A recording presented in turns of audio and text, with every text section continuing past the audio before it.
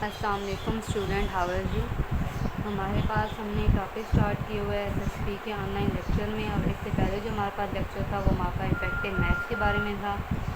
आज हमारा जो मेन टॉपिक है वो हमारे पास है इंट्रिंसिक कैरियर कंसंट्रेशन।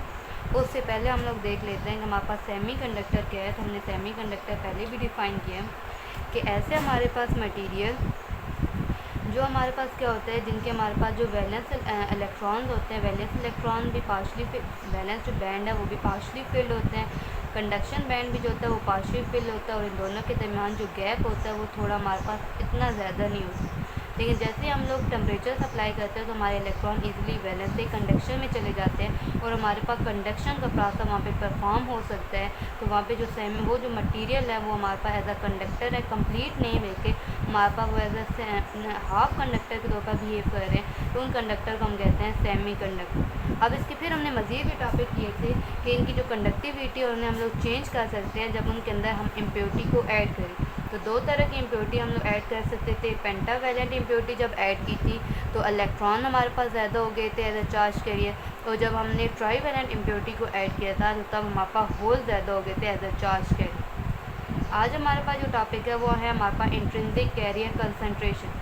इंट्रिंसिक का मतलब है कि ऐसा सेमीकंडक्टर जो कि प्योर सेमीकंडक्टर है, उसके अंदर हमारे पास कितने नंबर ऑफ़ चार्ज कैरियर हो सकते हैं। वो चार्ज कैरियर इलेक्ट्रॉन भी हो सकते हैं, वो चार्ज कैरियर होल भी हो सकते हैं। तो वो कहते हैं कि सेमीकंडक्टर के अंदर कितने नंबर ऑफ़ चार्ज कैरियर हो सकते हैं, उसका एक्सप्रेशन हमने फाइंड करना है। तो पहले हमने बात याद रखनी है कि वो जो हमारे पास इंट्रिंसिक कैरियर कंसंट्रेशन है वो एक आपके पास ये डिपेंड करती है कि आपके पास actual number of charge carrier हैं कितने, कि आपके पास actual number of charge carrier कितने हैं, कि आपके पास 3 चार्ज कैरियर है, 4 चार्ज कैरियर है, 6 चार्ज कैरियर है, कि आपके पास चार्ज कैरियर कितने हैं। दूसरा वो डिपेंड करती है कि जिस लेवल में आप से फिल कर रहे हैं उस लेवल की प्रोबेबिलिटी क्या है, मेन उस लेवल में मैक्सिमम कितने आपके पास चार्ज कैरियर आ सकते हैं, इस पे डिपेंड करती है। एक तो ये है कि चार्ज कैरियर है कितने, और दूसरा जिस लेवल में आप फिल कर रहे हैं उसमें एक्चुअली कितने नंबर ऑफ़ चार्ज कैरियर आ सकते हैं,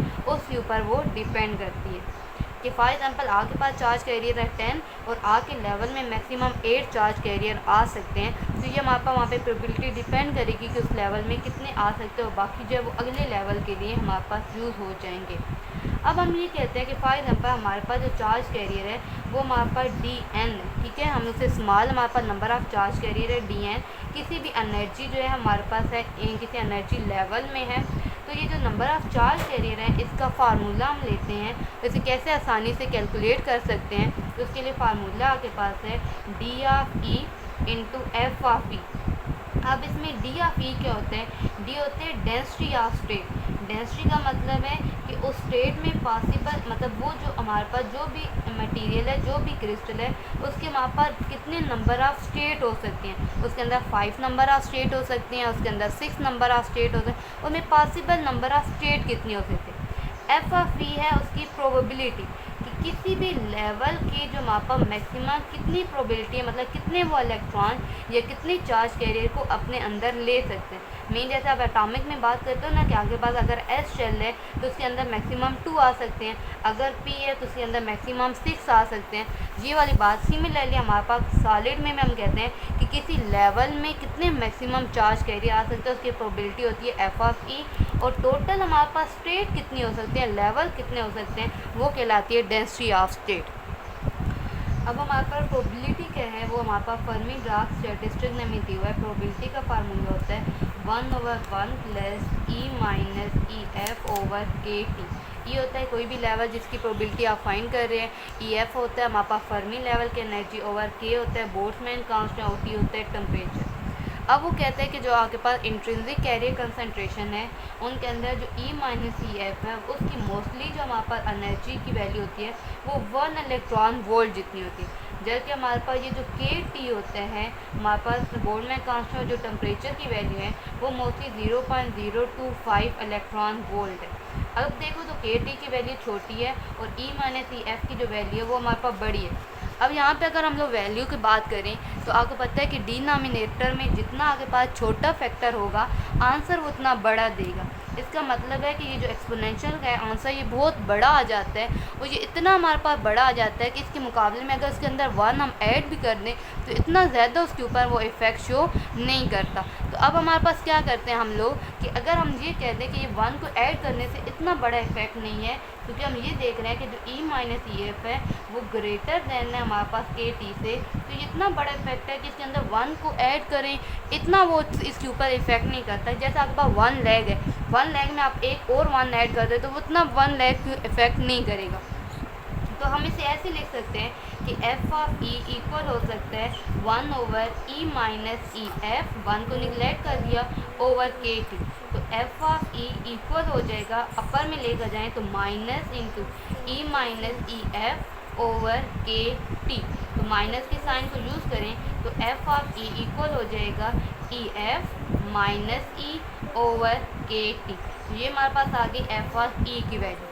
अब इसी तरह वो कहते हैं कि जो आपके पास डेंसिटी ऑफ स्टेट है उसकी वैल्यू, जो डेंसिटी ऑफ स्टेट का जो फार्मूला होता है वो आपके पास होता है डी ऑफ ई इक्वल होता है 1 ओवर 2 पाई का square into 2m over H cut का स्केयर होल की पावर 3 ओवर 2, और साथ में आ जाता है ई की पावर 1 ओवर 2।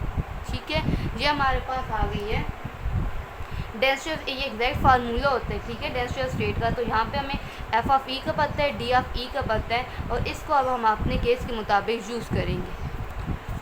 अगर हम हमारे पास एनर्जी डायग्राम की बात करें, हम कहते हैं हमारे पास एक वैलेंस लेवल है जिसकी एनर्जी है ई वैलेंस, एक हमारे पास कंडक्शन बैंड है जिसकी एनर्जी है हमारे पास ई कंडक्शन, और इन दोनों के दरमियान जो गैप होता है हमारे पास वैलेंस बैंड और हमारे पास कंडक्शन बैंड के दरमियान जो गैप होता है उसे हम कहते हैं एनर्जी गैप। ये हमारे पास एनर्जी गैप हो गया। अब हमने जो भी डोनर इम्प्योरिटी को ऐड किया उसकी जो फर्मी लेवल है वो हमारे पास है ई एफ। ठीक है, तो अब हम पर डी एफ को अपने लाल से डिफाइन करें तो D of E density of state बनेगी 1 ओवर 2 पाई का स्क्वायर इंटू 2m। हम इलेक्ट्रॉन की बात कर रहे हैं, एज अ चार्ज कह रहे हैं तो इलेक्ट्रॉन का मैस हो जाएगा। अब इलेक्ट्रॉन किसके ऊपर होते हैं हमारे पास ज़्यादा, जब हमारे पास देते हैं तो वो कंडक्शन में लाई कर रहे होते हैं, तो हमारी ये जो एनर्जी होगी वो कंडक्शन वाली होगी। तो टोटल एनर्जी अगर ई थी तो हमने किसकी बात करनी है, कंडक्शन की बात करनी है, कंडक्शन लेवल की। तो उससे नीचे वाले लेवल की बात करें तो ई माइनस ई सी और इसकी होल पावर 1/2। अब इन दोनों फार्मूलों को यूज़ करते हैं तो डी एन आपके पास था, आपके पास density of state D E into आपके पास थी एफ ऑफ ई। अब हमने number of total number find करना है तो हम इंटीग्रेशन अप्लाई करते हैं। इंटीग्रेशन में क्या होगा कि लेफ़्ट हमारे पास इंटीग्रेशन में दोनों साइड इंटीग्रेशन आ जाएगी। डी ऑफ ई की जगह हम लोगों ने वैल्यू को सब्स्टिट्यूट कर दिया। ठीक है, डी ऑफ ई हमारे पास वैल्यू डी ऑफ ई की सब्स्टिट्यूट कर दी, एफ ऑफ ई की वैल्यू को सब्स्टिट्यूट कर दी। अब जो हमारे पास ई की टर्म नहीं है, ठीक है, वो हमारे पास एज अ कांस्टेंट टर्म है और उन कांस्टेंट टर्म को हम लोग कॉमन ले लेते हैं। ठीक है, तो हमारे पास क्या हो जाएगा, कॉमन ले लेते हैं तो n इक्वल टू 1 ओवर 2 पाई का स्क्वायर, ये भी हमारे पास कॉमन आ जाएगा। इसके साथ 2m ई ओवर एच कट का स्क्वायर होल पावर 3 ओवर 2 वो भी कॉमन आ जाएगी। एक्सपोनेंशियल की पावर जो ई एफ है ये भी हमारे पास कॉमन आ जाएगी। ई F over K T common, integration ई कंडक्शन इंटू इन्फिनिटी, यहाँ पे एनर्जी की टर्म है ई माइनस ई सी होल पावर 1/2। इधर ई की पावर ये रह गया माइनस ई ओवर के टी और साथ में आ जाता है डी। मैं से कह देती हूँ इक्वेशन नंबर 1। अब सॉल्व करने के लिए थोड़ी सी पोजीशन लेते हैं, हम लेट लेते हैं कि ई माइनस ई सी ओवर के टी किसी एक्स की इक्वल है। तो यहाँ से हम ये कह सकते हैं कि ई माइनस ई सी इक्वल हो जाएगी एक्स के और साथ में टी। अगर हम डिफ्रेंशिएट करें रिस्पेक्ट टू ई तो डी ई क्या आ जाएगी, ये तो कंडक्शन की एनर्जी है, ये अलग है क्योंकि हमारे पास एनर्जी और कंडक्शन बैंड की एनर्जी तो मुख्तलिफ है। अब ये हमारे पास ई रह जाएगा इक्वल टू इसकी इंटीग्रेशन के टी एज आपके पास कांस्टेंट ट्रीट हो जाएंगे और एक्स की इंटीग्रेशन डी है, तो ये डी ई की वैल्यू आ गई। इसमें से हम ई निकाल सकते हैं। अब इधर अगर हम लोग पुट करें लिमिट, जब हम लोग पुट करेंगे वैन हम यूज़ करेंगे ई इक्वल टू ई सी, तो यहीं से देखें ई सी माइनस ई सी 0, तो मीन एक्स की वैल्यू आपके पास क्या आ जाएगी 0। ठीक है, फिर अपर लिमिट हम पुट करते हैं इन्फिनिटी, वैन हमारे पास क्या आ जाता है ई इक्वल टू इन्फिनिटी। तो जैसे हम क्या करेंगे इन्फिनिटी आएगा तो इन्फिनिटी माइनस इन्फिनिटी एक्स से मल्टीप्लाई या डिवाइड कुछ भी हो जाए तो आगे पास क्या आएगा इन्फिनिटी ही आएगा। तो हमारे पास लिमिट चेंज हो गई हैं। तो हम लोग वैल्यू को यूज़ करते हैं। तो शुरू वाले हमारे पास ये सारी वैल्यू जो कांस्टेंट बाहर है वो एज इट इज़ आ गए। अब हमारे पास लिमिट 0 टू इन्फिनिटी आ गए। ई माइनस ई एक्स की जगह एक्स के टी और होल पावर 1/2। फिर एक्सपोनेंशियल माइनस, एक्सपोनेंशियल का माइनस और इसके साथ ई है ना, तो यहाँ से मैं ई निकालना चाहूँ, ये माइनस के इधर आके प्लस हो जाएगा, तो के एक्स टी प्लस ई हमारे पास सी और डिवाइडेड बाई के टी, ये हो गया। फिर डी ई है, तो डी ई का आंसर क्या आया था, के टी इंटू डी एक्स। अब यहाँ पे क्या होगा, जो एक्स वाले होंगे वो अंदर रखते हैं और बाकी जितनी भी टर्म है वो हमारे पास बाय ले जाए। जैसे के टी पावर 1/2 ये भी बाय ले जाते हैं, ई की पावर माइनस के सी डिवाइडेड बाई के टी वो बाय ले जाते हैं, ये के टी बाय ले जाते हैं। तो यहाँ से हमारे पास जो टर्म रहती है वो लिख। तो जब हम कॉमन लेते हैं तो हमारे पास ये कॉमन है कि अंदर ये वैल्यू रह जाती है एक्स पावर 1/2 ई पावर माइनस एक्स। और यहाँ पे के टी की वैल्यू है 3/2, तो यहाँ पे भी होल पावर है 3/2, तो हम इसी के साथ इसे लिख सकते हैं n इक्वल टू 1/2 पाई का स्क्वायर इंटू 2 एम ई के टी ओवर एच कट का स्क्वायर होल पावर 3/2। अब ये भी दोनों एक्सपोनेंशियल में बेसिस सेम, तो पावर ऐड हो जाती है ई एफ माइनस ई सी ओवर के टी। और यहाँ पे जब आप इसकी इंटीग्रेशन सॉल्व करते हो आप डायरेक्ट वैल्यू यूज़ करोगे कि अगर इंटीग्रेट है और 0 से इन्फिनिटी और आपके पास ये हो x की पावर 1/2 ई की पावर माइनस है, तो इसकी इंटीग्रेशन होती है square root pi divided by 2। ये हमारे पास क्या हो जाएगा, स्क्वायर रूट पाई और डिवाइडेड बाई आपके पास क्या आ जाएगा, 2 आ जाएगा। अब ये भी हमारे पास 2 है और ये भी हमारे पास 2 है। अब 2 सारे सॉल्व करते हैं, ठीक है।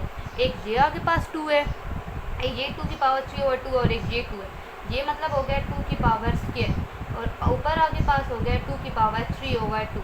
आप क्या करते हो कि 3/2, ये 2 ऊपर जाएगा तो -2, एलसीएम आ जाएगा 2 का, 3 - 4, तो 3 में से है तो कितने रह जाते हैं, -1/2। तो यहाँ पे 2 की वैल्यू क्या रहेगी, 1/2, ये होगा 1/√2, ठीक हो गया। अब ये है पाई का स्क्वायर और ये है स्क्वायर रूट पाई, मतलब ये क्या है 1/2 है, ठीक है। और नीचे आगे पास है माइनस, ऊपर जाएगा -2, एलसीएम आ जाएगा 2, तो यहाँ से क्या आ जाएगा 1 - 2 = 4, कॉमन जाएगा तो -3/2, ठीक है। तो अब ये 3/2 है तो इसके अंदर हम लिख सकते हैं, दोबारा बता रही हूँ, पहले हमने ये 2 की पावर 3/2 और ये 2, इन्हें जब हमने सॉल्व किया तो हमारे पास 2 की पावर आ गई -1/2। जब वो डिनोमिनेटर में लिखा जाएगा तो वो पॉजिटिव लिखा जाएगा। फिर अगली चीज़ हमने लिखा पाई स्क्वायर, यहाँ पे 2 है और यहाँ पे 1/2 है, इसे सॉल्व करते हैं -3/2 और 3/2 की टर्म ये वाली है। अब इसे डिनोमिनेटर में पाई को जब लिखेंगे तो ये पॉजिटिव लिखा जाएगा। एच कट का स्क्वायर 2me के टी और सामने ई की पावर ई एफ माइनस ई सी ओवर के टी होगा। यहाँ तक हमारे पास ये सिंप्लीफाई हो गया। अब मज़ीद अगर हम लोग दोबारा अपनी बैक डायग्राम पे आ जाएं तो हम लोग क्या कह रहे हैं कि हमारे पास ई बैलेंस और इसके दरमियान जो गैप है वो एनर्जी गैप है, ठीक हो गया।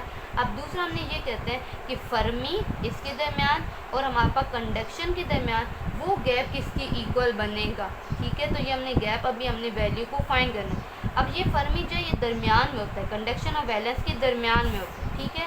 तो अभी हमारे पास ये है ना ई बैलेंस माइनस ई फर्मी, तो फर्मी माइनस ई अगर कंडक्शन, अब हम माइनस को ना इसको पहले थोड़ा सिंप्लीफाई करें, n इक्वल टू 1/√2 है, 2me के टी ओवर एच कट का स्क्वायर पाई 3/2, ई की पावर माइनस कॉमन लेती हूँ, ई सी माइनस ई एफ ओवर आपके पास है के टी, ठीक है। तो n equal to 1/√2 into 2me के T divided by H cut का स्क्वायर पाई होल की वैल्यू 3/2 ई की पावर। अब ये जो फर्मी है ये इसके मिड में लाई कर है, ठीक है। तो अगर टोटल इनके दरमियान गैप जो है वो ई जी है तो मिड का जो गैप देखा जाए वो तो हाफ हो जाएगा।